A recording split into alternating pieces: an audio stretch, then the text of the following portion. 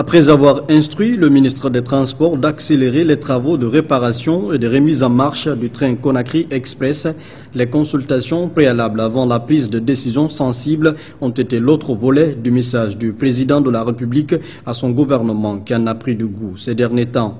Le président de la République a demandé aux membres du gouvernement de mener des consultations systématiques avant la prise de décision dont les conséquences sont susceptibles d'impacter une frange de la population.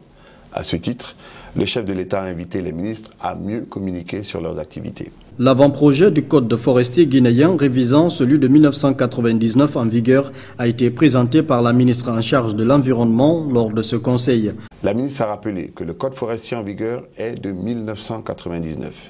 Les questions relatives à la biodiversité, au changement climatique et à la gestion durable des forêts tropicales ont évolué sous l'influence d'initiatives nationales, africaines et internationales. Dans le même sens, le ministre de la Jeunesse a soumis un projet de révision du décret de mai 1996 fixant les conditions de création des centres de vacances et de loisirs. Le ministre a soutenu que ce projet permettra d'intégrer les modalités de formation et d'animation en collectivités éducatives en vue de développer et de promouvoir les activités socio-éducatives extrascolaires dans les conditions appropriées et sécurisées. À l'issue des débats, 2 décisions ont été prises par le Conseil. Sous réserve de la prise en compte des amendements des ministères en charge de la justice et du budget, le Conseil adopte le projet de code forestier introduit par Madame la ministre en charge de l'Environnement.